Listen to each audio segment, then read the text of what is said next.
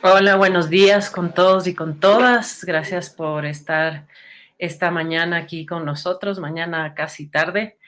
Iniciamos nuestro quinto día del festival, de la séptima edición del Festival Internacional de Cine de Quito. Estamos muy contentos y contentas con todo lo que ha pasado en estos días anteriores. Todavía nos quedan 2 días, hoy sábado y domingo, de festival, así que disfruten de las actividades presenciales, de las actividades virtuales.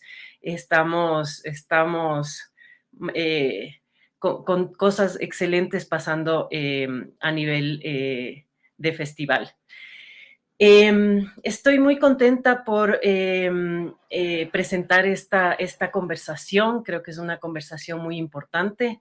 Tenemos de invitadas a Gabriela Calvache. Gaby es una persona, además de muy querida, directora, guionista, productora, creadora, una mujer muy fuerte, parte importante del colectivo, fundadora del colectivo o cofundadora con muchas mujeres más del colectivo Filmmakers, que es un colectivo que impulsa y visibiliza el trabajo de las mujeres en el audiovisual. Es una labor que es muy importante, es fundamental para el desarrollo de nuestra cinematografía, y esa es una de las razones por las que Gaby nos acompaña ahora en este conversatorio. Estará Elvira Durango también moderando esta charla con Gaby.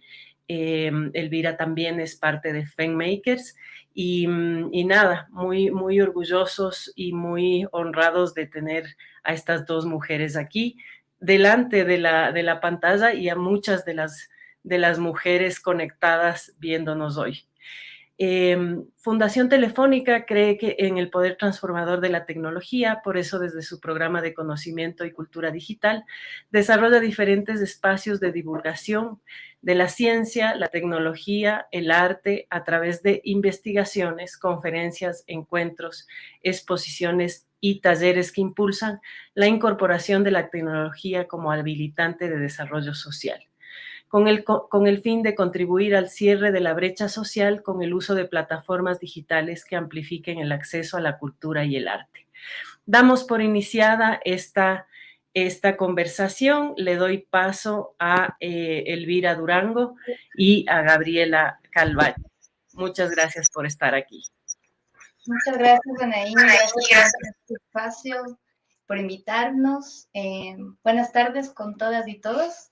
Estamos aquí con Gaby. Quisimos hacer esta modalidad para estar juntas y poder conversar con ustedes también. Bueno, nosotros somos Filmmakers, somos 5 mujeres que somos apasionadas por contar historias. Hablamos desde la dirección, producción y desde el guión. Y ahora estamos aquí con Gabriela Calvache. Bienvenida, Gaby. Muchas gracias por este espacio, sobre todo a la UDLA, al Festival Internacional de Cine de Quito, que está en su 7ª edición, y eso es un montón en un país como Ecuador, sí. Y a la Fundación Telefónica por hacer este live posible. Sí, no se olviden de ir, que todavía esta mañana tenemos el festival. Bueno, primero voy a presentar a Gaby. Muchas de ustedes y muchos de ustedes la conocen, pero quería hablar un poco más de ella. Entonces, bueno, es directora, es guionista, productora ecuatoriana. Ha producido películas desde 1999, pero lo que le apasiona es la dirección. Ha dirigido cortos de ficción y documental, también ha hecho un largometraje documental y su película de ficción que es La Mala Noche, que ha tenido muchos premios internacionales y muchas de sus producciones han estado en varios festivales como Berlinale, South by Southwest, Ed Film Fest, Rotterdam y muchos otros. Y en 2019 fue la primera mujer latina en obtener la beca de 2 años de formación e incluso de directores diversos en Universal Studios. Entonces, bueno, con todo esto vemos que es una mujer multifacética y muy talentosa. Y quería preguntarle a Gaby primero, ¿cómo tú te describes? Con 3 palabras, ¿cómo describirías a Gabriela Calvache? Soy perfeccionista, generosa, sí. Y temerosa. ¿Temerosa también? Sí.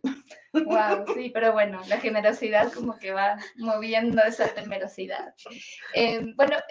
ahora estamos con lo de La Mala Noche, fue una película que tuvo muchos premios, tuvo una distribución a nivel internacional. Y ahora lo que te quería preguntar es, ya pasó La Mala Noche y ahora qué es lo que estás haciendo, qué es lo que estás visionando. Cuéntanos un poco. Verás, yo creo que para cualquier directora o director, las películas, los proyectos en realidad son como hermanos que se van dando la mano unos a otros, ¿no? A veces tienes un hermano más mal portado que otro, pero son hermanos. Entonces, lo que yo quiero hacer en el presente está definitivamente ligado a mi experiencia con La Mala Noche, y La Mala Noche a mi experiencia con las películas anteriores, no solo mías, sino de los directores o directoras que estuvieron en mi camino, por así decirlo, ¿no? Entonces, La Mala Noche me dio muchas sorpresas, me dio muchas tristezas también, ¿no? Porque a veces uno con una película dice, bueno, yo quiero que esta película siga este camino, y la película te dice, no, vamos a seguir este camino. Y tener el olfato para saber por qué puerta entro, de todas las que se abren, creo que es importante. Y esta película en particular me permitió tener esta locura que fue estar en Universal Studios, desmitificar de alguna manera las cosas que uno piensa, y eso hizo que, por un lado, me forme mucho desde la dirección, de una manera diferente a la que yo había comprendido hasta ese momento, y después que consiga representación como talento, o sea, empezar yo a mí misma a mirarme como yo no soy solo un proyecto, o Gaby no se conecta con esto solo porque hay una película, sino yo soy mi proyecto. Yo soy mi proyecto, y yo tengo que encontrar mi voz, tengo que encontrar por qué voy a hacer cine, desde qué lugar, qué quiero contar, pero no llegar a, bueno, este es mi proyecto, este proyecto, no, yo soy un proyecto. Ese ha sido como el cambio en el que estoy ahora, y eso me ha llevado a tener un par de proyectos que están ahorita, ojalá, en alguna vía de realización. Pero sí, lo que quiero hacer ahora es hacer otra película, hacer un corto y hacer una serie. Muy bien. Y en eso, en ese intento estoy. En eso estás. Sí. Y ¿nos puedes contar un poco este proyecto para ti ahora, como que Gabriela Calvache es un proyecto para ti? ¿Cómo ha sido para ti afrontar estos nuevos productos que tienes en mente para productos audiovisuales desde construirte a ti misma como un proyecto? ¿Cómo ha sido esto? También con tu experiencia de La Mala Noche, ¿cómo has ido construyendo tu proyecto de carrera, Gabriela Calvache? Sería un poco la pregunta. A ver, verás, yo siento que Ecuador en particular, no puedo hablar desde otros países, pero Ecuador en particular es un país donde no tenemos especialidades. O sea, realmente tú eres, o me ha tocado a mí ser productora, directora, distribuidora, guionista, o sea, todo es como haces todo, y ese hacer muchas cosas a veces no te permite como tener expertise realmente en algo, ¿no? Entonces, pero todo siempre tiene una ventaja y una desventaja, ¿no? La ventaja es que te permite tener un conocimiento mucho más holístico, porque tienes la experiencia en diferentes cosas dentro de la realización audiovisual, y ese conocimiento holístico sí te da un olfato macro. Entonces, yo siempre, desde La Mala Noche, La Verdad Oculta, o las películas que yo había hecho como productora, Sierra Bio, estas películas, siempre nosotros nos poníamos como a pensar el proyecto y cómo vender el proyecto y a qué festival mandar el proyecto, pero nunca, de verdad nunca, hacíamos este ejercicio de decir, bueno, ¿quién dirige este proyecto? ¿Y qué hay más allá del proyecto? Entonces, esto yo tampoco lo tenía nada consciente, ¿no? Es como cuando empecé a tener representante y me hacían este tipo de preguntas, ¿no? ¿Quién eres? ¿De dónde vienes? ¿Por qué quieres hacer esto? Y empezar a encontrar tus fortalezas. Creo que eso aclara mucho el camino. Algo, por ejemplo, que yo cuando empecé a hacerme más consciente, que yo no lo tenía claro, es que a mí me gusta mucho, siempre me gustó el cine un poco más de terror y como con una línea más de género, pero si yo miro todo el trabajo que yo he hecho desde el 99, incluso las películas que he producido, todas están relacionadas con temas sociales. Todas tienen que ver de una u otra manera con cosas que están conectadas con personas o con historias de quienes no tienen una voz validada desde el poder. Ujú. Entonces, pero me gusta el misterio, pero me gusta, por eso La Mala Noche tiene un poco de thriller, por eso al final hay un poco de acción. Esto es algo que me gusta y esto es algo que no necesariamente empataba con el tipo de cine que se hacía o que se está haciendo, ahora está cambiando en América Latina. Entonces, hacerme consciente de, a ver, esta soy yo. Los temas sociales son algo que me definen como persona y por lo tanto van a definir los proyectos que yo haga. Y la estética que me gusta es esta, que tiene que ver con el género. Cuando yo entendí eso, pude tener 3 proyectos. Antes, La Mala Noche me tomó 10 años y era como irlo descubriendo, porque hacer cine es como aprender a leer y escribir. Es un lenguaje. O sea, tú eres analfabeto realmente. Sabes leer, pero no sabes escribir cine. Pero el momento en que entiendes quién soy, qué quiero hacer, los proyectos las historias empiezan a fluir y es mucho más fácil poder diversificar tus ideas, no meterle todos los huevos a una misma canasta, ¿no? Sino decir, bueno, voy a intentar esto, porque en el cine lo más seguro es el fracaso. El cine es el negocio más seguro, porque seguro fracasa, o sea, ya sabes cuál es el fin. Entonces, como tratar de tener varias opciones a la vez, para mí, yo no digo que esto sea una ley, cada persona es distinta, pero para mí tiene mucho sentido ahora y desde que entiendo qué es lo que quiero hacer. Claro. Y desde aquí, ¿tú qué recomendarías, por ejemplo, a los cineastas que están haciendo que van a hacer su primera peli o que van a hacer su tercera peli? ¿Cómo pensarse a sí mismos como proyectos? ¿Cómo tratar justamente su carrera desde esta visión? A ver, quien lleva ya una tercera película creo que lo tiene bastante más claro, pero para una persona que empieza la película creo que es importante tratar de entender que cuando uno hace una película, sobre todo en el cine de autor, ¿no? Uno no solo está promocionando una película, sino uno está promocionando un autor. O sea, estás promocionando una persona de un lugar particular, con una edad, con una etnicidad, con una orientación social, de género, y que todos estos elementos podrían ser comunicados, ¿no? Para apoyar este proyecto. Creo que eso es bien importante. Creo que es bien importante también para quien está haciendo una primera película hacerse esa pregunta antes de hacer esta película, porque yo a veces veo muchos directores o directoras que claramente son una cosa valiosa, cada persona es valiosa, pero su proyecto no tiene nada que ver con lo que esta persona es. Y cuando hay esa disociación entre quién soy y lo que estoy haciendo, existe un divorcio, ¿no? Y toda película es un matrimonio que se va a divorciar al final, porque tú te vas a usar con sentencia de divorcio, con la que vas a compartir muchos años, mucho tiempo, muchas personas alrededor de esto. Y si tú no tienes clarísimo quién eres, qué quieres en primera instancia, va a ser un mal matrimonio, digamos, ¿no? Va a tener muchas etapas negativas que de todos modos van a existir así tú estés bien.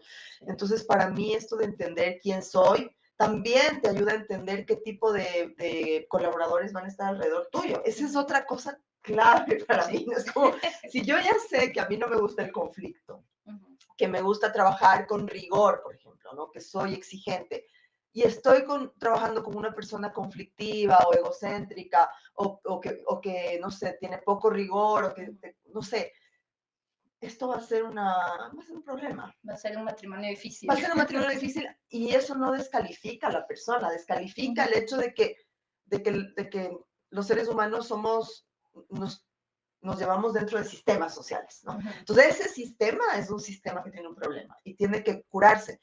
Pero para mí, el entenderte, o sea, de verdad es como decir, yo quién soy, con quién puedo trabajar, qué tipo de proyecto, es fundamental. Yo creo de verdad que el reto no es hacer una película, y eso se los digo a las personas que están haciendo una primera película, porque me pasó, ¿no? Yo voy a hacer una película, el reto era hacer la película. Ahora de verdad ya no me importa hacer la película, porque sé que se puede hacer. Claro. Me importa hacer un proceso que sea valioso para mí y que me deje riqueza emocional, intelectual y ojalá algún día económica. Eso es casi lo que no va a suceder, pero que sea un proceso que me alimenta. Y eso es porque yo entiendo cómo soy. Hay personas que funcionan mucho más desde otro lugar, digamos, ¿no? Que puede ser una cosa más militar, por así decirlo, el hacer cine, o que necesitan más contención, o que se establece desde un director o directora como un poco más que dice esto es lo que hay que hacer. Yo soy bastante más colectiva. Y si soy colectiva, necesito que las otras personas de ese colectivo puedan aportar realmente. Y eso lo he descubierto pensándome de una manera sincera también, ¿no? Tratando de mirar cuáles son mis patas flojas. Claro, también. Y, por ejemplo, ¿qué preguntas te hicieron a ti? Que me decías que justo te hicieron las preguntas que te quedaste. ¿Qué preguntas les recomendarías hacerse? Justamente, incluso si ya tienen una primera película, ¿no? Porque al final la carrera es una carrera, ¿no? Una carrera que no termina hasta que uno decida terminar o que la vida decida terminar con la carrera de uno, pero ¿cómo serían estas preguntas? A ver, estas preguntas son, por ejemplo, ¿qué tipo de cine quieres hacer? ¿Es un cine más de autor, en el que estás comprometido con un tema estético sin pensar tanto en la audiencia? Para mí eso es absolutamente válido.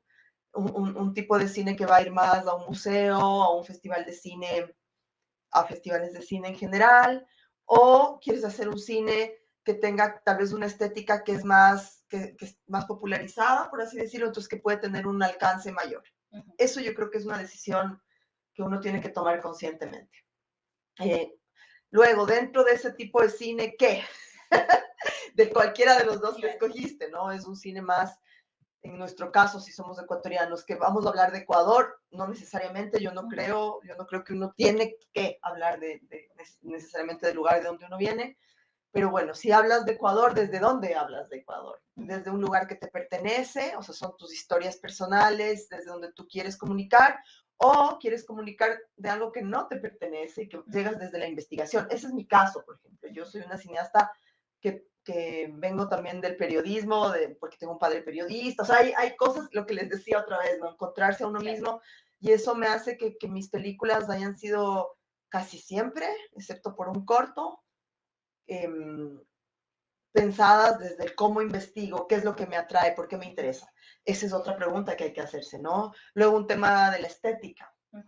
Quiero hacer una estética como que sea más disidente de lo comercial, tal vez, o quiero una estética que de manera contraria que tenga una búsqueda más dinámica y como más vendedora. Luego, ¿cómo quiero manejar esta carrera? ¿Quiero hacerlo a través de los festivales de cine o quiero hacerlo desde Ecuador, como tal vez al público más local, es más internacional, es más local? Y yo creo que ahora se abre una capa nueva en estas decisiones, que es la capa de la incidencia que están teniendo las plataformas y los estudios y los streamers en el mundo. O sea, no solamente en América Latina, sino que esto es algo que está sucediendo en el mundo, que es algo nuevo. ¿Quieres ser un director que forma parte de esto? ¿O más bien quieres decidir con esto? Para mí, yo creo que nada es mejor o peor, pero creo que uno tiene que tomar una decisión que sea coherente con uno y uno tiene que respetar la decisión del otro, sin descalificar. Entonces creo que un poco esas son las preguntas. Luego preguntarte qué quiero de aquí a un año, o sea, cómo voy a llegar a ese lugar. Claro. O sea, a ver, yo quiero hacer cine de autor, a ver, ¿por dónde empiezo? Bueno, hagamos un corto. ¿Cómo va a ser ese corto? Es como tener un plan. ¿No? Sí, ¿no? Ok, como que en 5 años, pues me miro haciendo esta primera película. En 10 años, yo sé que esto nos puede parecer a veces como disparatado y como osado, sí. pero siento que está bueno planificar para ir como también violando esa planificación, porque la vida es más que la planificación, pero por lo menos te permite entender si en un punto tú te fuiste, te perdiste, porque la vida te hace perder un montón, ¿no? Y el trabajo, hay que pagar el arriendo, y tú te puedes volar y te puedes ir y de pronto en 10 años no hiciste nada, a encaminarte en un plan que tuviste en un momento en el que sentías esto, ¿no?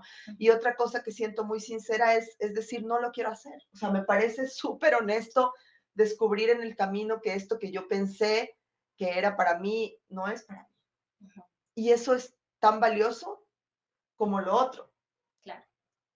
No sé, bueno, es lo que yo No, creo. sí, sí, me parece increíble también cómo es importante esto, no decidir lo que dices, tomar decisiones, decir esto sí, esto no, saber poder discriminar y tener esta guía como una brújula que te vaya llevando a donde quieres ir, pero sí preguntarse, porque muchas veces cuando, no sé, están estudiando cine o están empezando a hacer cine, uno no se pregunta esto, porque más bien está justo enfocado en la película, en qué voy a hacer para vender, para distribuir, pero no piensa en uno mismo. Entonces eso me parece muy lindo, como ese aporte que tú tienes de tu experiencia también, y gracias también por eso, porque yo aprendo mucho de ti igual, pero es como preguntarnos, ¿no? ¿Qué queremos contar? ¿Qué es lo que a mí más me gusta? ¿Qué se puede hacer? También ver con la realidad, ¿no? Porque a veces, por ejemplo, a mí me encanta el sci-fi, digamos, y yo sé que eso tiene otro presupuesto y que por ahí se podría hacer algo más no sé, de menos presupuesto, pero que ya ve también qué es la realidad, qué es lo que yo puedo hacer y como igual comulgar con eso, ¿no? Eso me parece bien bonito. Sí, y creo que no hay que satanizar nada. Ujú. Entonces, por ahí a ti te gusta el sci-fi, pues decir, no, eso no es parte del cine de autor, y no necesariamente, o sea, Claro. tú podrías terminar sorprendiéndote a ti misma, Claro. como esos límites de presupuesto, decir, bueno, aquí yo no puedo hacer que vuelen ovnis y salgan marcianos latinoamericanos, porque es muy caro, pero a lo mejor esa dificultad te obliga a construir todo desde el fuera de cámara, Claro. y eso hace que sea como un proyecto muy poderoso e innovador a nivel audiovisual. Entonces, yo creo que toda crisis es una oportunidad. Ujú. No toda, ¿no? Hay crisis que son injustas y que no. Sí. Pero a veces tu dificultad es que uno la puede mirar de una manera muy negativa, resulta ser una fortaleza, si es que Ujú. uno logra gestionarlo de la mejor manera, ¿no? Sí. Entonces, sí, yo creo que es importante eso, sincerarse y ver cómo quieres trabajar. Y luego, si uno es director de cine, creo que es bien importante saber que en el cine de autor, por lo menos a mi parecer, el director tiene que estar involucrado en procesos de producción también. Claro. Es fundamental, porque son presupuestos tan chiquitos y, y un crew, un personal tan limitado, normalmente en cualquiera, así sea una película que tiene un poco más de presupuesto, es un cine mundial, mirándolo desde el mundo, que está ubicado desde una precariedad económica. Ujú. Entonces eso hace que esta relación productor-director sea una relación otra vez matrimonial, por así decirlo, donde tiene que haber un compromiso y un respeto mutuo y un trabajo mutuo. Y no perder eso en mente, porque yo he oído muchos productores o productoras amigos que les ha tocado, ¿no? Como tener mucho rollo con los directores que no terminan de entender hasta qué punto deben involucrarse um, con el esfuerzo de trabajar en esas cosas que a veces no nos gusta. Claro. Sí.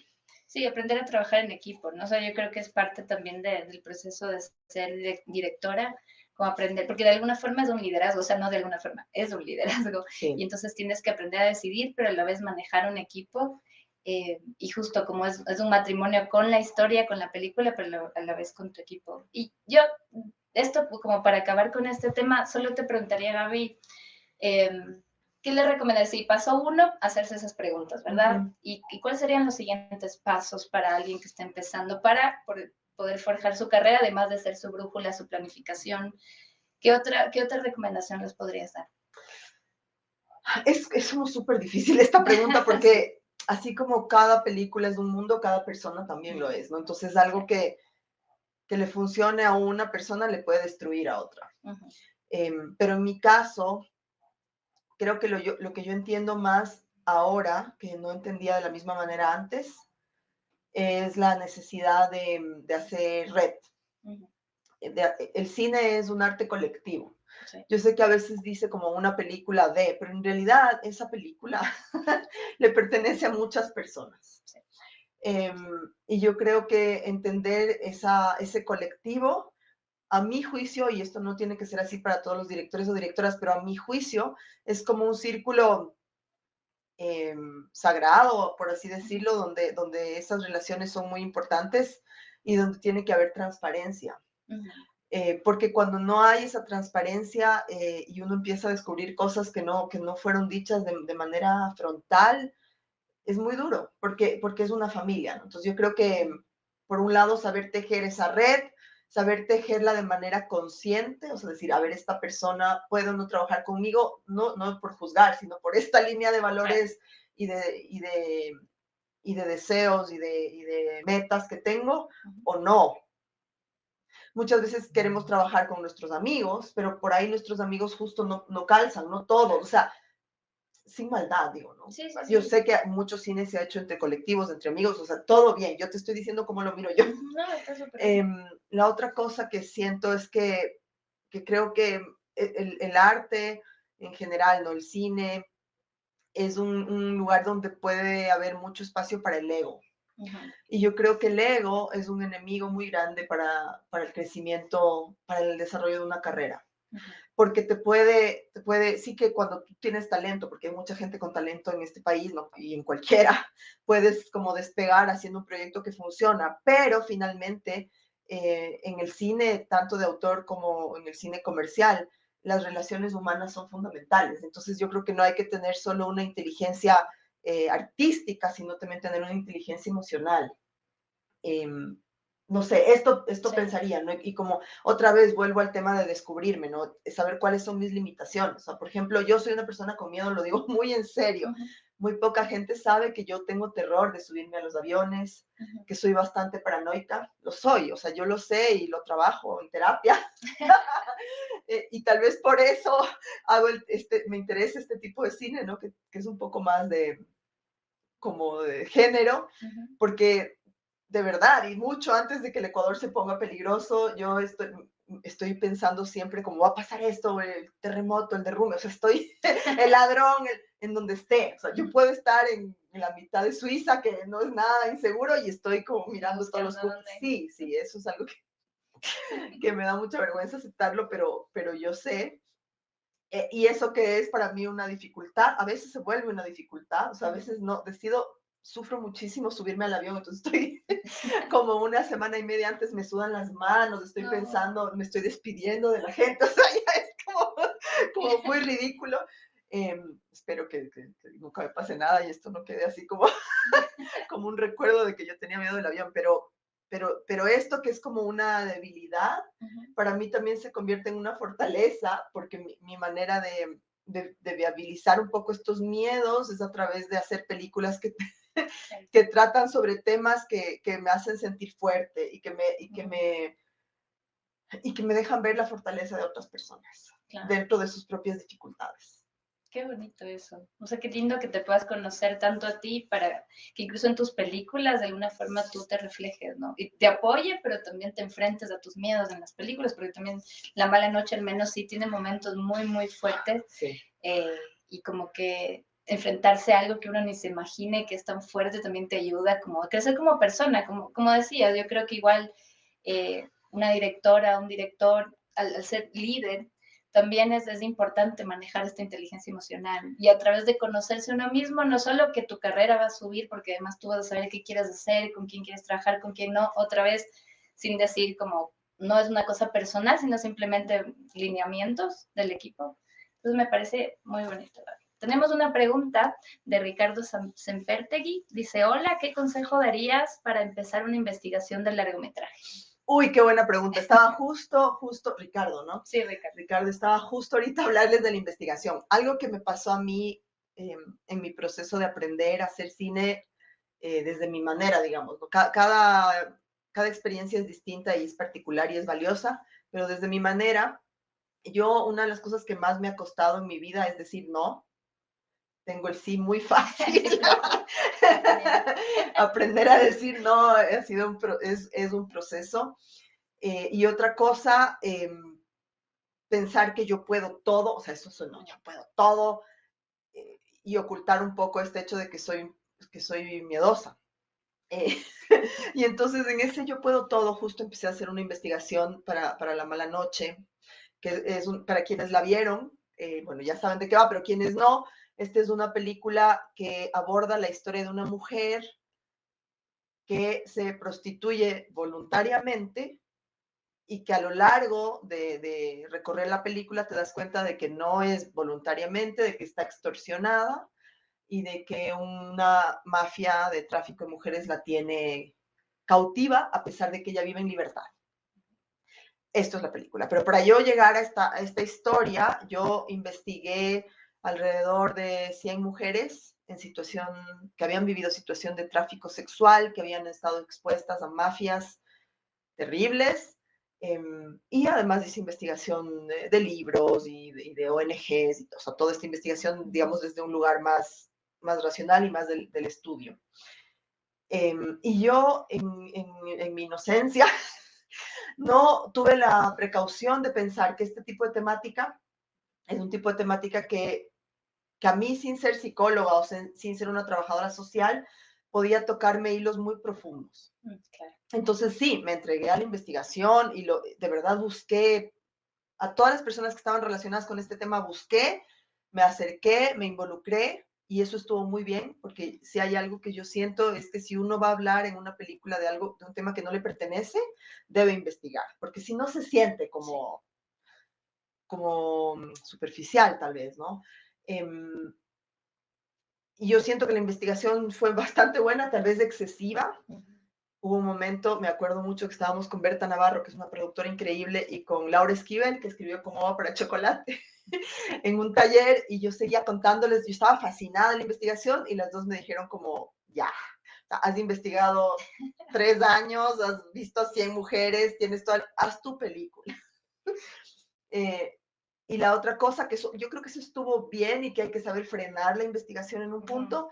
Y la otra cosa es que si es un tema complejo, siento que hay que sostenerse con terapia.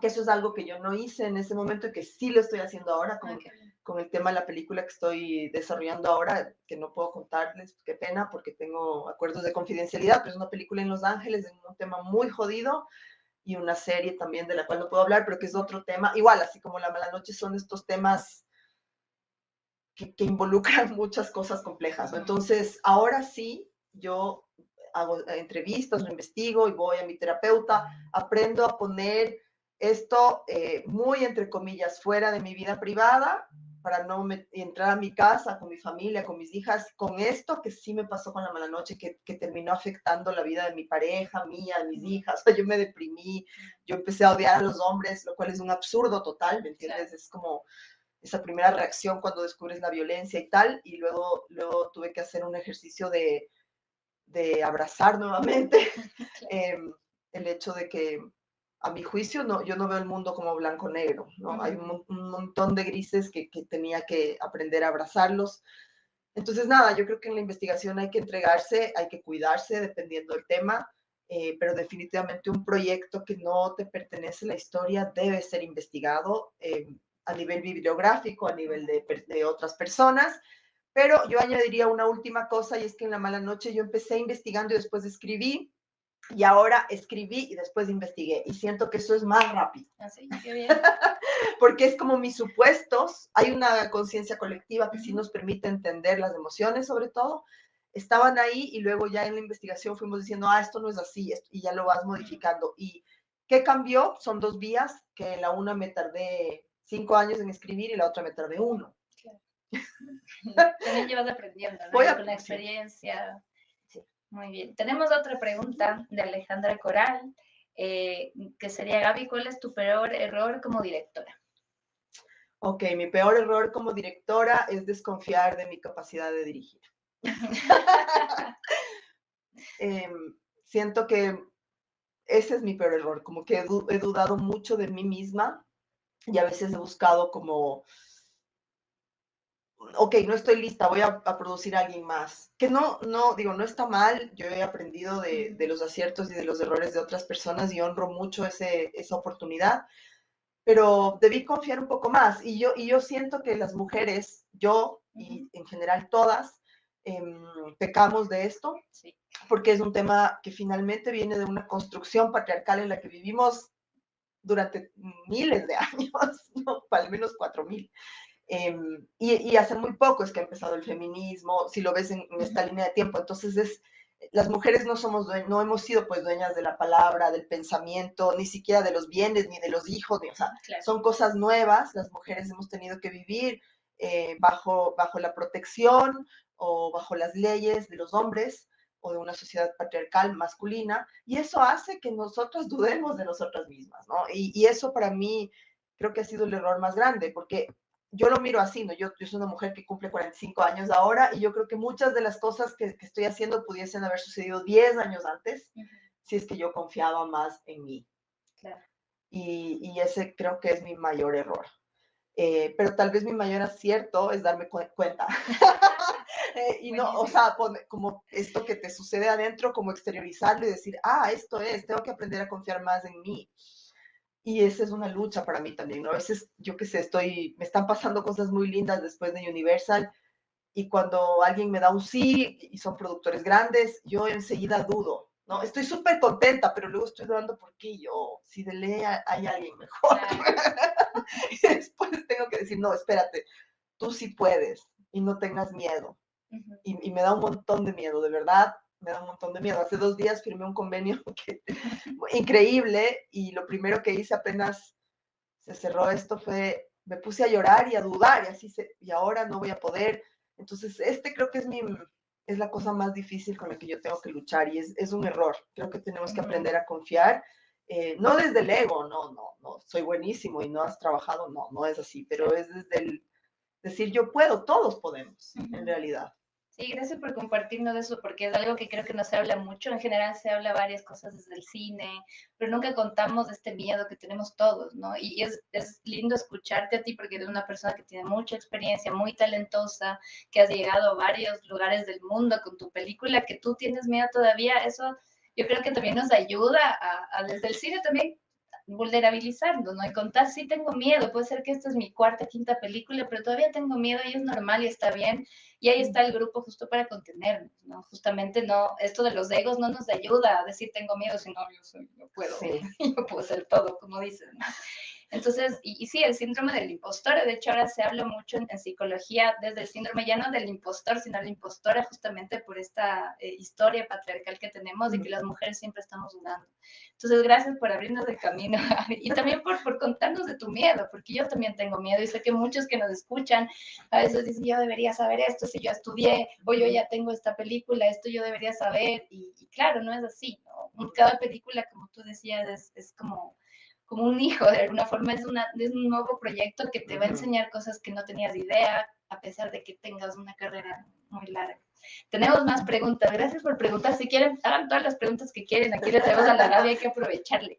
A ver, está Luis Gerardo Cadena que nos dice, ¿qué tan importante crees que es la estabilidad emocional al estar en la carrera de cine? Muy buena pregunta, gracias, está genial. La estabilidad emocional. A ver, yo puedo hablar desde mí siempre, ¿no? O sea, para mí es muy importante. Una de las cosas que me cuesta y me ha costado siempre es cuando el equipo empieza a fracturarse porque alguien no se siente bien o no se siente emocionalmente bien. Me cuesta mucho, a mí me da un dolor de panza, me da colon irritable. Y para mí esa estabilidad emocional del equipo es fundamental, porque si no yo tal vez sé manejarlo mal o me afecta emocionalmente. Pero hay otras personas que no, o sea, de hecho que esa inestabilidad emocional les sirve como musa de inspiración, por así decirlo, ¿no? O sea, todos estos rollos que pueden tener pueden terminar viéndose reflejado en el arte, y de hecho así ha sucedido a lo largo de la historia, ¿no? Ha habido muchos artistas que han logrado manejar o estabilizarse tal vez a través de su obra, pero para mí es importante, yo creo que los años pasan, los seres humanos deberíamos avanzar en nuestro conocimiento y en nuestro entendimiento sobre los derechos de los demás, sobre el respeto sobre nuestros derechos y sobre un crecimiento tal vez más holístico, como pensando en el bienestar de todos. Para mí, yo necesito estar estable emocionalmente para poder hacer un proyecto, porque me va a demandar tanto que si yo no estoy sintiéndome bien, contenida, apreciada por los otros, eso es fundamental, ¿no? Sentir la validación del otro, nos construimos en sociedad, somos seres sociales, y además validada por mí misma, como ese autocuidado es fundamental. Y esto para mí es importante entenderlo, esto es algo nuevo, yo no lo veía así hace unos 3 años, creo que es algo que viene con el COVID, porque hasta el COVID yo iba como una tras otra. Me acuerdo mucho que con La Mala Noche, cuando estábamos estrenando en South by Southwest y después en Guadalajara, para mí era una oportunidad espectacular para la película, para el equipo, y sin embargo yo no me estaba sintiendo tan contenta. Yo estaba un poco rebasada, puede ser, como había venido unos estrenos como muy fuertes de un proceso en La Mala Noche que fue complicadísimo a nivel económico, yo me puse también una montaña encima porque tenía un equipo de 11 nacionalidades regados por todo lado, entonces yo ya estaba metida en el Zoom desde antes de que el COVID, o sea, ya estaba como en esa sensación de encierro, ¿sabes? Estoy trabajando con gente que veo por pantallas, luego vino el COVID y el COVID me hizo pensar en por qué, o sea, por qué es tan importante el cine para mí, por qué necesito probarme una y otra vez que puedo, tal vez no es tan importante, o sea, esos pensamientos que he tenido y eso me ha llevado yo siempre he hecho terapia, pero me ha llevado a hacer terapia, una terapia laboral. Cuando yo llegué a la terapeuta fue, ¿por qué estás acá? Porque no sé si lo que estoy haciendo, que sí me está dando un resultado tangible desde el sentido de los festivales y los premios y la peli se vendió en 32 países, 15 en sala de cine, me está dando un resultado emocional. O sea, ¿cómo me ubico yo en este lugar? Además estaba Universal, que es como, o sea, esta experiencia de empezar a entender el cine más comercial para mí fue desaprender, reaprender en inglés, no es mi idioma. O sea, yo viví con un diccionario hasta ahora, sintiéndome un poco tonta también porque no estoy entendiendo un 30% y lost in translation, ¿no? Como, sí. Entonces, sí, o sea, para mí la estabilidad emocional, el reconocer cuando uno no está bien y verbalizarlo con las personas que pueden ayudarte. Y luego, si es que uno se siente muy malo o es no tienes que ir al psicólogo si es que estás necesariamente a punto de hacerte daño, pero sí cuando tu cuerpo te está avisando que hay cambios o que hay situaciones que no estás logrando interpretar.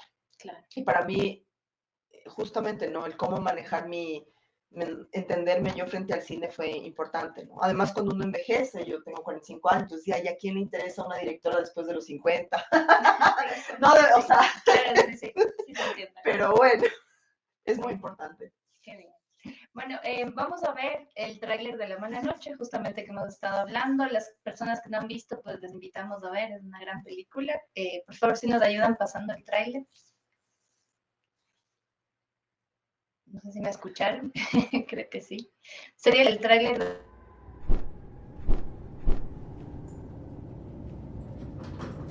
En este negocio esa gente engaña a las mujeres. Las enamora, las secuestra, las viola.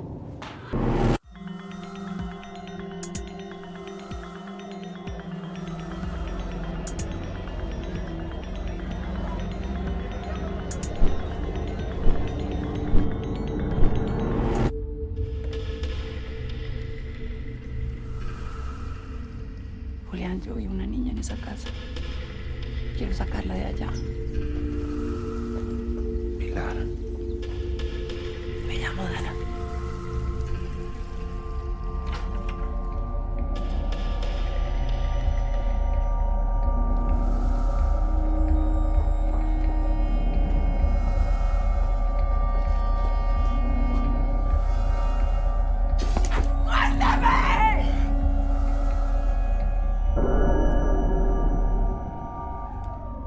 Esto se acabó, Pilar.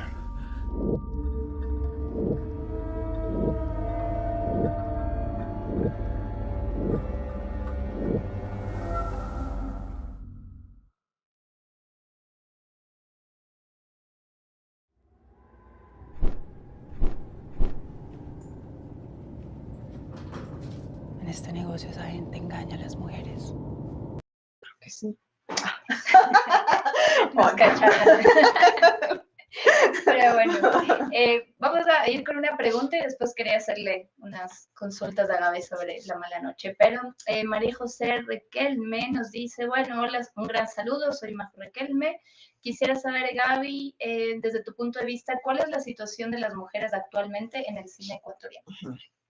Gracias, Majo. Verás, yo viendo de una manera como más a lo largo de estos años y de ir a festivales y ver qué pasa en otros países, Yo siento que Ecuador es un país particular porque hay muchas directoras mujeres en este país.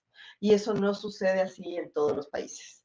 Y estas directoras mujeres han tenido un montón de logros. Entonces siento que aquí tenemos referentes femeninos, ¿no? Tienes, pues de siempre, desde Mónica Vázquez, tienes la Tania Hermida, tienes la Viviana Cordero, tienes la Yanara Guayasamín, la Ana Cris Barragán, o sea, hay una tras otra, muchísimas mujeres, eh, y yo eso lo encuentro único, honestamente, dentro de la región. Luego, que estas mujeres no nos hayamos dado cuenta de esta particularidad es otra cosa. Y justamente FemMakers, ¿no? Lo formamos por eso, porque fue una reunión donde dijimos, ¿se han dado cuenta que Ecuador tiene muchas mujeres directoras? Y sin desmerecer el trabajo de un productor, o sea, el trabajo de un productor o una productora es igual de valioso a mi juicio. Sin embargo, en el cine de autor, la voz y el pensamiento está atravesado por la directora o el director, ¿no? Entonces, yo siento que eso es interesante. Luego habría que ver cuáles son las condiciones de estas directoras, si es que las directoras dirigen una segunda película, cuántas de esas directoras logran hacerlo. Y yo creo que ahí es cuando la estadística ya se va a caer, porque pues las mujeres estamos atravesadas, no todas, ni eso debe ser así, pero muchas por la maternidad, por el cuidado de los hijos o las hijas, y ya se convierte en una cosa tal vez un poco más difícil el mantener una carrera, por así decirlo, ¿no? Eso es lo que yo pienso, pero también lo miro con mucho positivismo porque veo que cada vez más hay mujeres muy valiosas. Ayer yo miraba los cortos que están pasando aquí en la UDLA y dije de una, lo primero que voy a ver son las chicas. Porque claro, yo tengo esta conciencia, para mí fue muy difícil dirigir, y cuando yo he hablado con muchas de mis compañeras directoras, algo que no era tan evidente, que para mí es muy evidente ahora, es que a las directoras no tenían productores, o casi ninguna. O sea, las directoras se producían a sí mismas, o le produce su mamá, o le produce alguien como muy cercano, no el productor, que todos saben como que un productor bueno, o la productora, sino que a las mujeres es mucho más difícil que las produzcan. Y eso es súper decidor de lo que está pasando, ¿no? Y por otro lado, digamos, para una mujer siempre es más difícil, o siempre hay esta idea de el maestro es un hombre, tú no oyes que nadie esté diciendo la maestra, sí, ni que se necesite que alguien diga esto, por favor, pero es no el maestro, no sé qué, yo lo oí una vez en un lugar y me reía, y Lucrecia Martel, decía, para mí Lucrecia Martel era como, wow, ella es una genia, ella cambió muchas cosas en el cine. Esto existe, ¿no? Cuando piensas en doctor, piensas en un hombre, cuando piensas en un científico, es en un hombre, tiene que ver con el imaginario, y eso bien mal termina también de manera como más silenciosa, como más inconsciente, haciendo que haya una especie de discriminación finalmente, sí, contra las directoras mujeres, que puede suceder incluso dentro del mismo medio, ¿no? Un hombre que le va bien es un capo, una mujer que le va bien y puede tener un poco de carácter es una bruja. Y o es muy ambiciosa. Es muy ambiciosa. Entonces, es difícil cuando ya te das cuenta de eso, cuando te das cuenta que muchas veces gente que quieres lo tiene como tan internalizado y que tú también lo tienes. Sí. Es la parte difícil. Eso es como, ¿qué estoy diciendo, qué estoy haciendo? Porque tiene que ver con el que no nos gusta validar la voz de las mujeres necesariamente. Entonces, desde ahí lo miro, y desde ahí creo que tenemos las mujeres que trabajar en clan, es súper importante trabajar en clan, o sea, siempre que se mantengan las relaciones de respeto, ¿no? O sea, primero tiene que haber esto que les decía, tiene que haber un entendimiento mutuo de lo que queremos que sea un proyecto, y si no, todo bien, esa persona puede buscar las personas que tengan ese entendimiento mutuo, pero sí creo que hay que tener esa noción de trabajar en clan y de sostenernos. Sí, sí, eso es súper importante. Bueno, ahora quería hablar un poco, cambiando el tema, igual es de dirección, pero sobre justamente La Mala Noche y la dirección de ficción, porque la dirección, tú has dirigido ficción y documental. Sí. Y entonces, que nos cuentes un poco la dirección de ficción, cómo es la relación con los actores, si tienes alguna regla de oro que nos puedas ayudar con esta parte, y después ya iríamos con lo de documental. Ok. A ver, en la dirección de ficción, a mi juicio, lo más importante es el guión. Otra vez, esto no es una regla, porque hay directores que trabajan sin guión. Sí, pero tienen que trabajar con algún principio de con dramático, algo por así claro. decirlo. Ujú. Para mí es el guión, y el guión es Dios, o diosa, como Sí. quieran verlo. Es como, ok, este es el documento que nos va a regir a todos para ver cómo hacemos. Y el documento, el guión es un documento que tenemos que interpretar desde diferentes puntos de vista.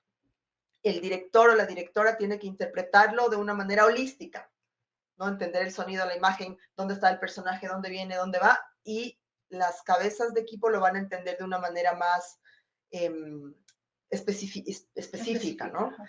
Entonces, para trabajar con actores, para mí es fundamental entender 3 capas que tiene un guión. Fundamental, yo entenderlas y luego lograr que ellos la entiendan desde la técnica que manejen. La primera capa es el texto. Ujú. El texto es lo que está escrito. Ese es el texto, lo que dice, Pepito se va de vacaciones. Es lo que dice, eso es el texto. La segunda capa es el contexto. Ujú. El contexto es todo aquello a lo que se refiere el guión, pero que no sucede en el presente de la historia. Ujú. Entonces, Pepito se va a la playa después de haber estado con su padre, pero lo que estamos mirando es que se está yendo a la playa después de haber estado con su padre. Entonces, yo normalmente hago un desglose de contexto. Ujú. ¿A qué referencias inmediatas o no? Depende de lo que me está diciendo el guión. Y luego, la tercera capa de un guión es el subtexto. Ujú. Es todo lo que se quiere decir, pero no se dice. Está debajo. Eso es muy ecuatoriano. Se Sí, quiere decir, pero no súper se dice. ecuatoriano. Estamos llenos de subtexto. A ver. Entonces, con los actores yo hago lecturas de estas 3 capas. Ah, qué bien. Hago lectura de texto, hago propuesta de contexto o improvisación paralela, Ujú. que es vamos a hacer improvisación sobre lo contextual Ujú. para generar una memoria emotiva del personaje, porque a mí en lo personal, cuando dirijo actores, no me gusta trabajar con la memoria emotiva del actor, Ujú. ni decirle que acuérdate que tu papá te hizo no sé qué, no, yo respeto mucho la emocionalidad de esta persona y como yo no soy psicóloga, no quiero abrir capas que luego Claro. no sé cómo cerrar. Pero hay muchos directores que van a trabajar con la emocionalidad del personaje, de la persona y bueno, cada Ujú. director es distinto, ¿no? Hago ensayos de contexto para que los personajes logren entender cuál es su situación emocional en el texto y por ende el subtexto. Qué bien. ¿Ya? Entonces, como el primer ensayo es contexto.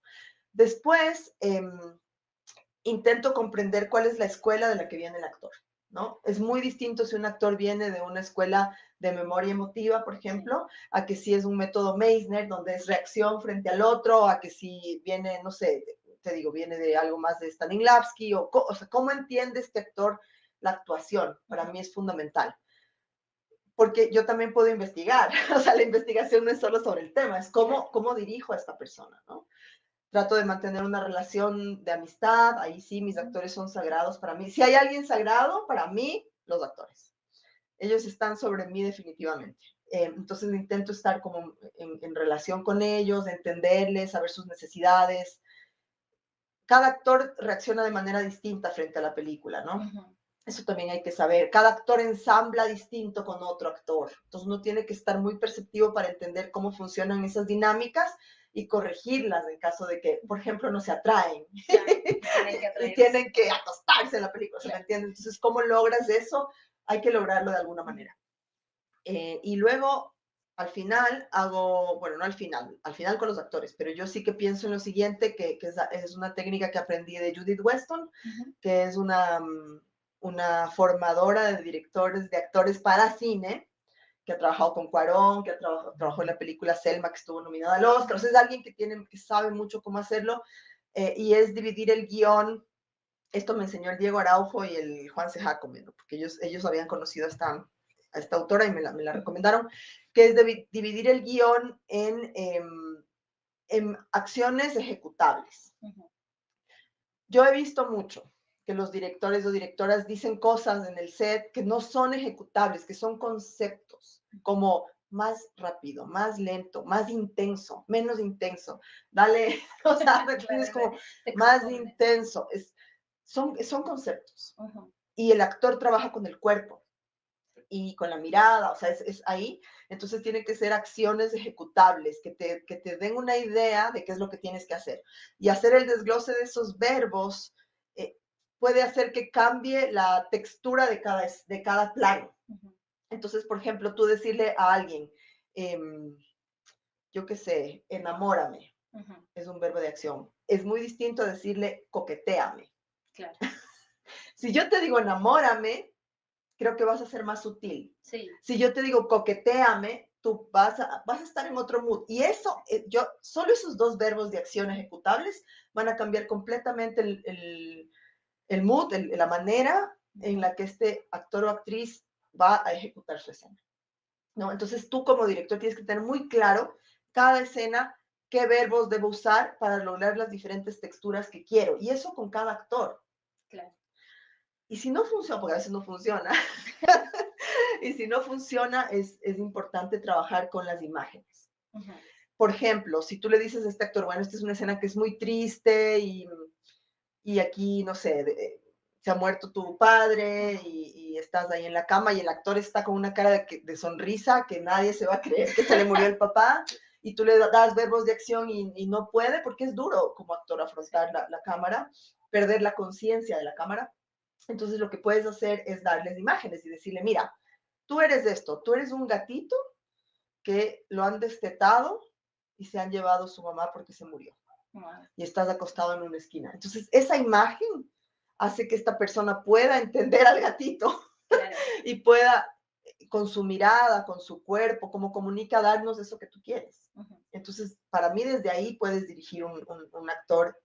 Hay muchas otras técnicas, no digo que esto sea lo único, pero esto es lo que a mí me funciona, ¿no? ujú, Y luego también es un juego con la cámara, es ir entendiendo dónde está. El actor puede estar así en la escena y el plano está bacán y le miró la cara. Entonces uno también tiene claro, que, yo he visto mucho eso también, ¿no? Como lo da todo y el plano estaba en el otro personaje, no sé. Entonces también tener como mucha conciencia de cómo ir conteniendo esa energía que finalmente bota un actor el momento preciso. claro. Y además en el tiempo, ¿no? Porque el rodaje dura, entonces no puede darlo todo y después que esté desgastado, desgastada. Total. O sea, vamos haciendo apuntes durante Ujú, los ensayos y el desarrollo. Entonces, los actores, para mí, deberían estar con su guión y con todos estos apuntes de contexto, subtexto, claro, imágenes, verbos. O sea, todo este trabajo es previo. ujú, Cuando uno va, para mí, a filmar una película, la película ya está. Uno solo va a ejecutar y a sorprenderse con lo que no es previsible y que es la magia del cine. Pero claro. esa es la magia del cine.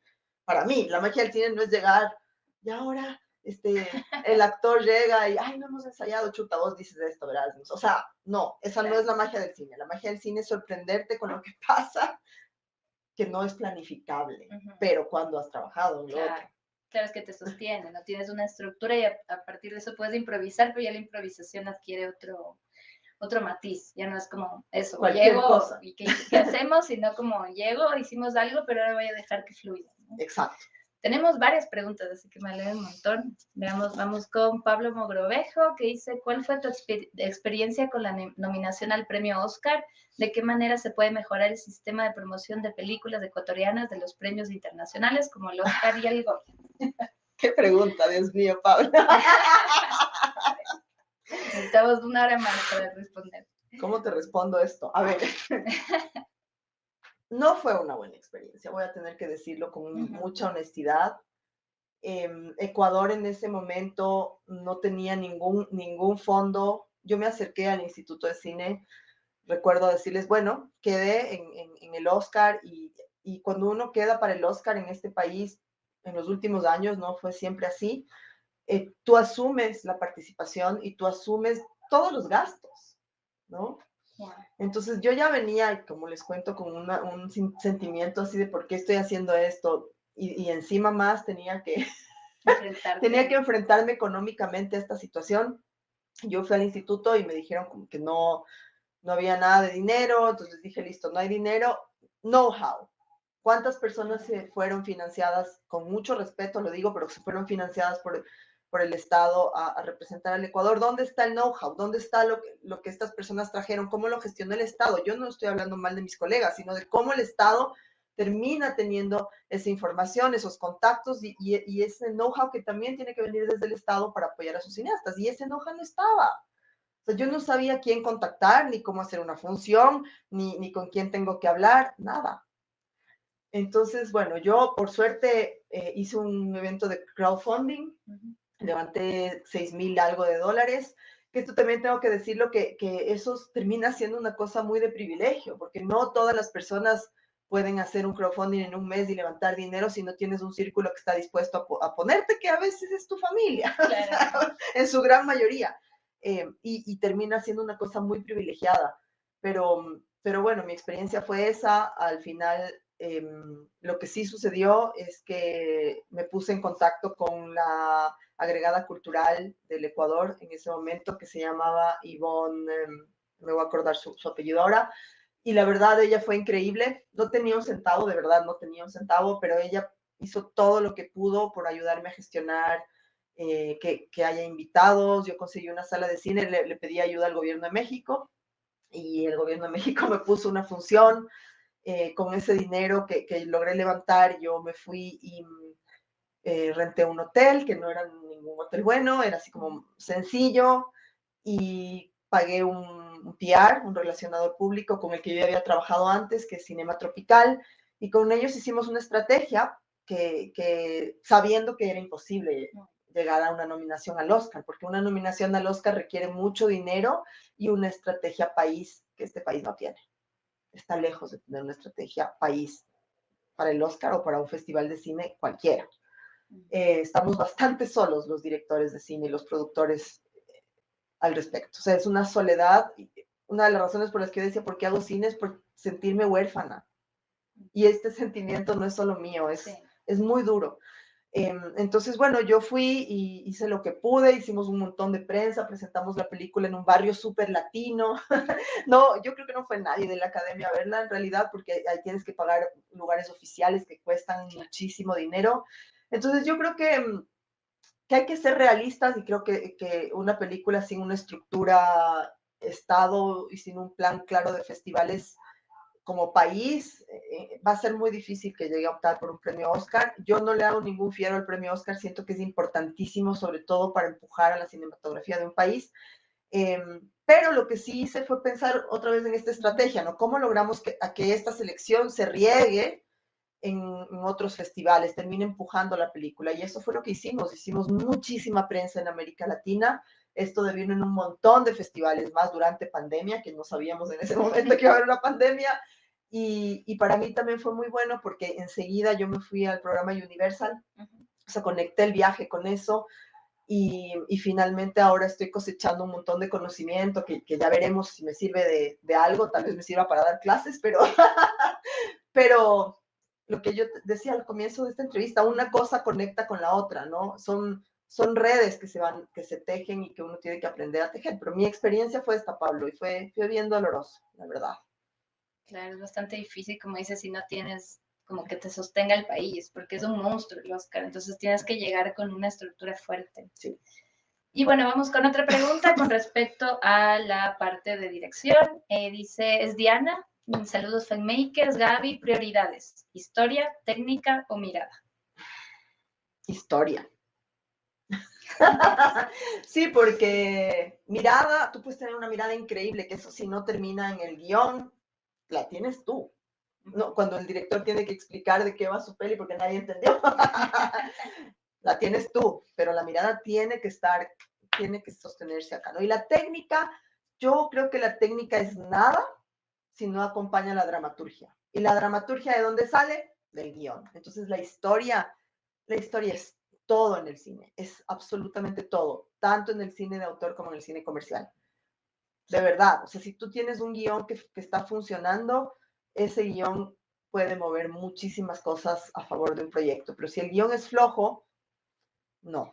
O bueno, yo he visto guiones que no han estado tan buenos y se han hecho, pero yo te diría que no importa si se hicieron o no, hacer una película no es difícil, no es un problema, hacer cine es difícil, y son dos cosas distintas, Claro. ¿no? Entonces, si quieres hacer cine, hay que aprender a hacer guiones que funcionen, con la estética que quieras, pero que funcionen. Claro, es la historia, ¿no? Alguna vez me dijiste tú que me gustó mucho, que es como que estás al servicio de la historia, como directora, y el equipo está al servicio de la historia, porque empieza a cobrar vida, ¿no? Sí. Cuando justamente incluyen todos los talentos que están ahí, la parte de producción, actores, actrices, etcétera, etcétera. Todo el equipo empieza a poder un poquito y esa historia empieza a crecer y empieza a cobrar vida. Eso me gustó mucho. Sí, es así. Yo creo que en el cine, lo que les decía, ¿no? Dios o diosa es este guión. Uno tiene que tener humildad como director porque se te pueden subir los humos.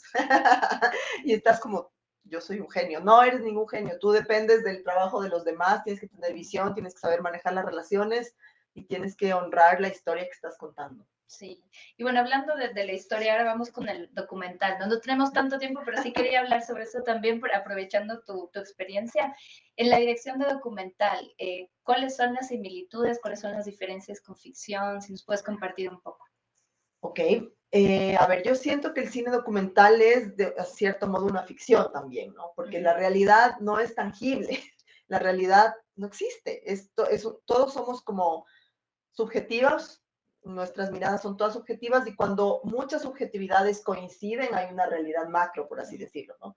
Pero ahí esa realidad macro está premiada por quien tiene poder, más que nada. Entonces, para mí el cine documental es también una manera de ficcionar sobre esa realidad. Eso es importante para mí entenderlo.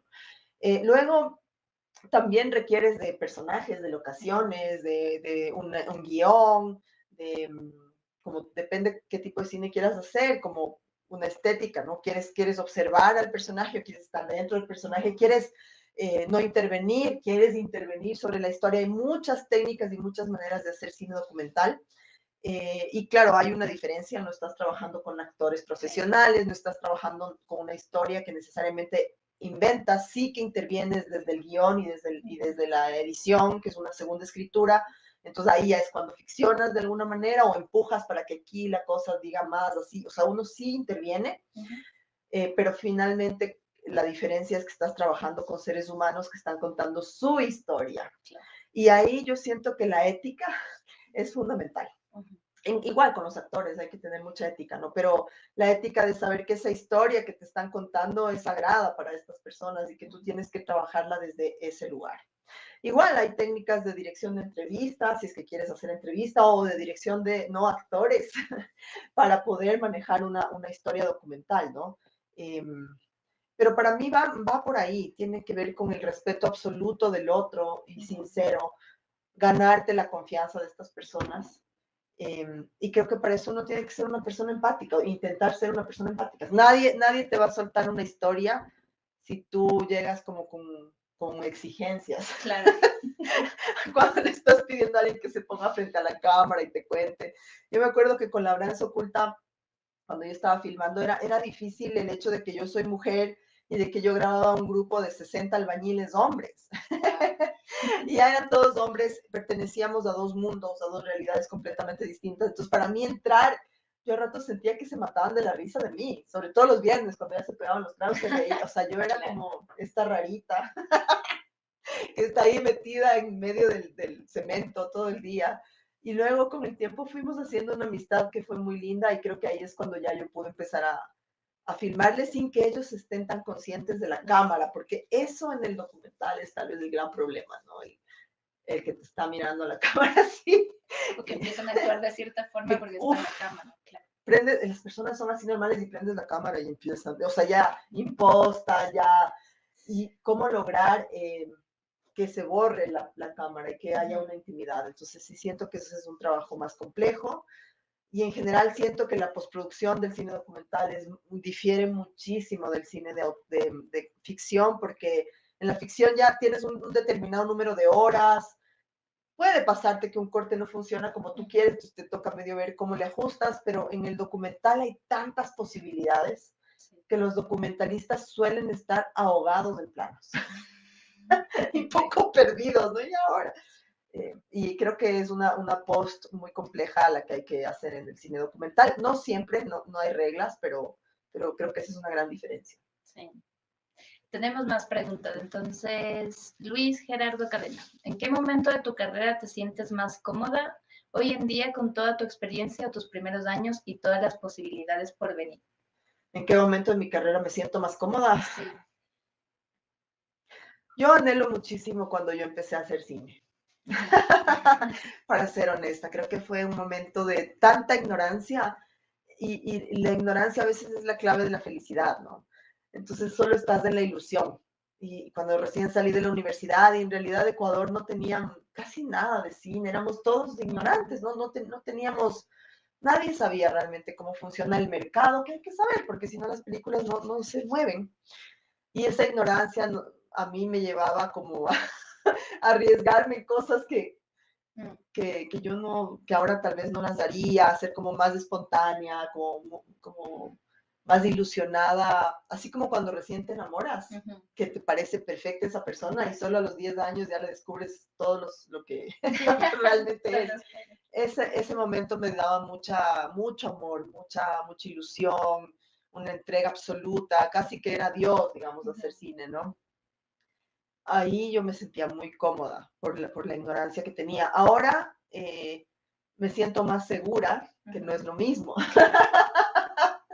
¿No? Me siento más segura, sé más cosas, estoy en constante aprendizaje. Algo que yo hago es no dejar nunca de aprender. Estoy tomando cursos todo el tiempo. Me formo, sé más, tengo más contactos, he hecho muchas más clases, he movido más proyectos, pero a veces puedo llegar a sentirme incómoda, sobre todo cuando hay una demanda muy grande de mi tiempo, de mi vida personal, cuando ya sé que este esfuerzo que yo estoy metiendo en algo no necesariamente va a ser recompensado. Cada película, y esto para cualquier cineasta, es un tiro al aire, es una ruleta rusa. Tú puedes pensar, esta película va a cambiar el mundo, voy a entrar a Cannes, voy a ganar, voy a ser así como súper famoso y me va, no sé qué, y no pasa, y le has metido un montón de tiempo, trabajo, súper contactos, no sé qué, y luego otra película que dices, bueno, esta la voy a hacer porque necesito como limpiarme de algo, y todo en esa peli le va bien. O sea, de verdad, no hay garantías. Es lo que les decía, o sea, el cine es lo más seguro porque seguro pierdes. Pierdes aunque sea en lo que planificaste. Pero es un ejercicio de desprendimiento el cine, de todo lo contrario a lo ejecutivo, no sé, como empresarial, ¿no? Claro que puedes trabajar desde ese lugar, pero incluso para un estudio de cine es uno de los negocios más inciertos y más difíciles, es tratar de adivinar cómo piensan las personas, cómo sienten, claro, qué quieren ver. Y ni el algoritmo que le puedas meter para eso necesariamente va a funcionar. Entonces yo creo que eso es difícil. A veces ya tener la conciencia de eso me incomoda. La conciencia. Claro, la conciencia del fracaso, la conciencia de 10 años metidos en algo que finalmente no van a ser leídos por el resto, siempre te paga en algo, no uno siempre aprende, hay que honrar el camino, pero... Y claro, la comodidad total de la ignorancia es una maravilla. Sí, bueno. Hay que aprovechar todos los procesos, ¿no? En cada momento como que aprendes algo y te falta algo, como que vas caminando, ¿no? Sí. Y también la tolerancia al fracaso, eso creo que es fundamental. Yo creo que el cineasta tiene que saber que fracasó ya solo por tomar la decisión de ser cineasta. Por eso es lo fascinante también, ¿no? A la vez eso te fascina, como ese salto al vacío siempre, de no saber qué va a pasar. Entonces es como que te atrae y a la vez te repele. Es un amor-odio. Bittersweet, es como te da, sí. Y bueno, vamos a ir con las preguntas, pero tenemos algunas. A ver, esta ya respondimos, ¿sí?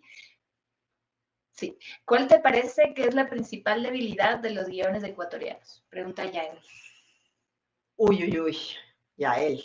Verás, no sé, a mí es como muy difícil juzgar, porque vamos con el qué quiero ser como director o qué queremos hacer con una película, y yo tiendo a pensar que, o sea, no soy nadie para juzgar el hecho de que una película no tiene acción, o sea, no tiene personajes en una acción, por ejemplo, o que sea un cine más lento, o que, yo qué sé. O sea, para mí todo es válido.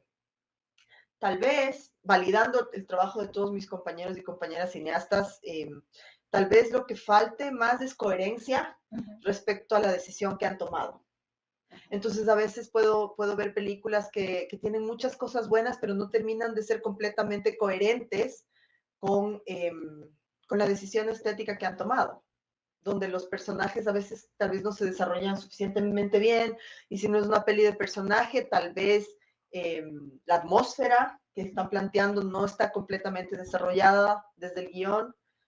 Tal vez de esto, ¿no? Sí, sí, tal vez Ecuador sí requiere como pulir un poquito más sus guiones, pero Ecuador y muchos otros países, y Estados Unidos también, no nos engañemos, ¿no? O sea, tú ves una peli y dices, por favor, eso, yo creo que hay una cosa bien interesante del cine, y es que estamos tan expuestos al audiovisual ahora, tanto que el buscador, los dos buscadores más importantes, más famosos, que más personas tienen ahora en el mundo son Twitter e Instagram, porque la gente está dejando de ver Google porque les gusta ver videos. O sea, estamos en un momento del audiovisual que no hemos estado nunca en la historia de la humanidad. Estamos viviendo una revolución audiovisual. Y si no lo entendemos es porque estamos muy viejos, tal vez. Y creo que eso ligado con el guión hace que, no sé, como que ahora es un momento en el que tenemos muchas oportunidades de aprender y de aprender de verdad de cómo se puede hacer una película con un guión que sea tal vez un poquito más sólido, ¿no? Y que, porque ahora mismo la gente lee el audiovisual. Todos nosotros, todos los que nos están viendo, hagan o no cine, ves una película y cuando algo no te funciona dices, esto no funcionó. Ahora, eso, nosotros sabemos leer. El problema es que como cineastas somos analfabetos porque no sabemos cómo lograr la verdad, cómo lograr que no se sienta eso raro que estás mirando. Ese es el ejercicio justamente de aprender a hacer cine, ¿no? Como pasar de ser lectores, alguien que interpreta. Hay muchos cineastas que yo vi la película de tal y de tal y de tal y tal. Ok, ahora hazla, repite. ¿Cómo se hace? Son dos cosas distintas. Ser cinéfilo no significa que eres cineasta necesariamente, ¿no? Es entender la naturaleza humana, entender los sentimientos, entender el cambio en una mirada, en un movimiento de ceja, y luego entender cómo rayos funciona la cámara para poder contarme un punto de vista. Es complejo. Entonces el guión también va por ahí, es aprender a salirnos de la literatura. Nosotros desde niños nos metieron el texto con la regla, todo se escribe y en el cine nada se escribe, tiene que pasar por un texto, pero desde lo visual, todo se ve y todo se escucha. Entonces, no sé, creo que a veces sientes personajes, también pasa en el cine ecuatoriano, que están en un diálogo que es un diálogo de libro, pero no es un diálogo, ¿no? O personajes que no se escuchan. Es cuando yo digo que un guionista quería decir esto y el otro personaje quiere que diga esto, pero los personajes no se están oyendo. Claro. Y además cómo construyes eso en toda la película, ¿no? Porque no es solo la escena que esté bien compuesta, que tenga todo esto que dices de la naturaleza humana, de las sutilidades, pero también es cómo haces que toda la peli tenga esa consistencia. Sí. Para mí la lectura es importante. O sea, el hecho de que un guión vaya a talleres, todo esto que sucede, que son oportunidades que hay en festivales y demás, que para mi juicio son muy buenas, pero también son muy limitadas, porque tienes un taller de una semana y después, adiós, y luego vas a otro y te dicen otra cosa, adiós, otro, y tú tienes ahí como directores, ¿cómo no hago un Frankenstein con todos los cambios que me están pidiendo en todos estos talleres? Entonces siento que es más efectivo, que esto es muy efectivo, sí, pero es más efectivo tener asesores de guión con más tiempo, o sea, con alguien que realmente pueda hacer una versión contigo, mirarla, eso yo siento que es mucho más efectivo, y luego tener lecturas del guión con personas que uno sabe que van a tener respeto y cuidado, y que pueden leer más allá de los errores. Y hay que tener cuidado con eso, porque hay directores o directoras o cineastas que son muy buenos, pero que no son buenos lectores, porque pueden hacerte un comentario que sin querer destruya, ¿no? Tu autoestima o tu proyecto. Entonces creo que hay que escoger bien esos lectores, porque eso eleva mucho el guión, tener lectores respetuosos y con los que compartas otra vez la visión. O sea, si yo sé que a mí me gusta el cine de género, donde pasan cosas y me voy a pedirle consejo a alguien que hace cine para museos, lo que me va a decir es que es una mierda mi película. Totalmente. Y yo voy a salir como, ay, o sea, coherencia, por favor. No le voy a ir a pedir a esta persona respeto lo que hace, pero no nos vamos a entender. Sí, totalmente. Sí. A ver, tenemos más preguntas. Entonces, bueno, sí, era Luisa la que preguntó. Le saludo a Luisa, ¿cómo estás, amiga? Entonces, gracias por estarnos viendo. Sebastián Benalcázar pregunta, ¿cómo eliges si un proyecto lo quisieras trabajar como documental o como ficción, sea para película o serie? Qué buena pregunta. No sé responder esta pregunta. Creo que no lo he pensado mucho, solo cuando normalmente es la historia de alguien que es tangible, pienso, se puede hacer un documental, ¿no?